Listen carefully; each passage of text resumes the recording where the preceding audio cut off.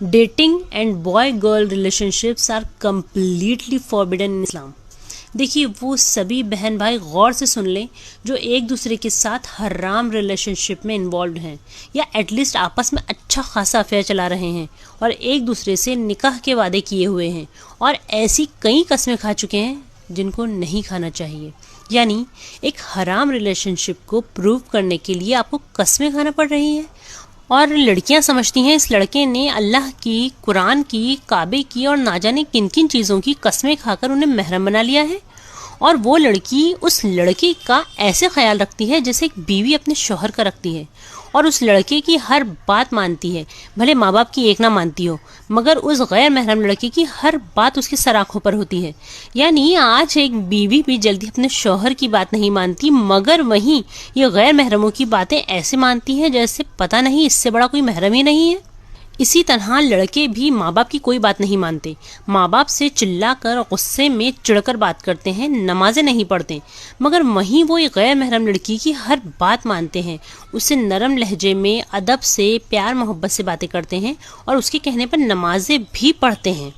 देखिए, एक नामहरम आपके लिए नामहरम ही रहेगा, भले वो आपको तहज्जुद या सहरी के लिए ही क्यों ना उठाता हो। देखिए, ये सब तो हमें बहुत अच्छे से पता है कि youth is the age of temptation, यानी ये नौजवानी की उम्र जो है ना, इसमें हर हराम चीज़ बहुत खूबसूरत और अट्रैक्टिव लगती है। And for Muslim youngsters this age is the most testing, parents के लिए भी और लड़के लड़कियों के लिए भी,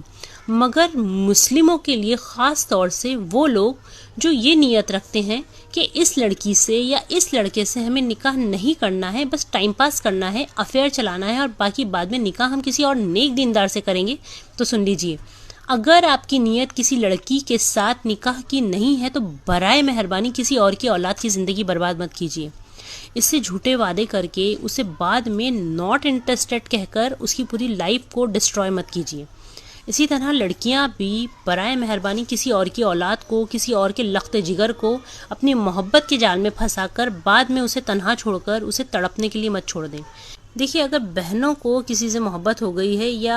हमारे भाइयों को किसी से सच्ची मोहब्बत हो गई है तो सबसे पहला रास्ता जो आप अपनाओगे वो ये कि हलाल तरीके से उसे पाने की कोशिशें करें,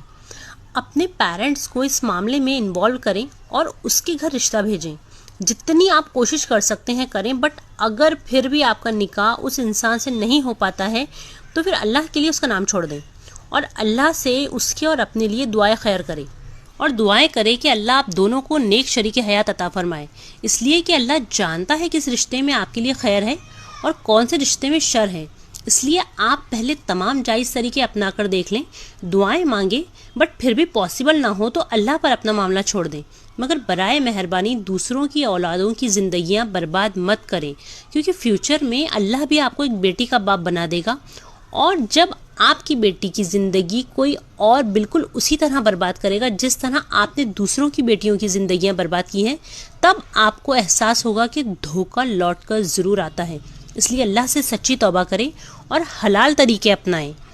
देखिए, एक स्ट्रॉन्ग स्टेप ले, क्योंकि नबी सल्लल्लाहु अलैहि वसल्लम का फरमान है कि दो मोहब्बत करने वालों के लिए हम निकाह से बेहतर और कुछ नहीं देखते और अपनी मोहब्बत को प्लीज़ निकाह का नाम दें। Get married as soon as possible. देखिए, ये नसीहत सिर्फ भाइयों के लिए नहीं बल्कि बहनों के लिए भी है कि आपस में आप लोग कोई ऐसी हरकत ना करो जिससे अल्लाह आपसे नाराज़ हो जाए और जिस अल्लाह ने आपके दिलों में मोहब्बत डाली है ना, वो इस मोहब्बत को आपकी ऊट पटांग हरकतों की वजह से नफ़रत में भी बदल सकता है। इसलिए अपने अल्लाह को राज़ी करें और दुआओं का रास्ता अपनाएं, फिर अल्लाह ताला आपको वही अता करेगा जो आपके हक़ में बेहतर है। अल्लाह ताला हर बहन और भाई को नेक शरीक हयात अता फरमाए। आमीन या रब्बुल आलमीन।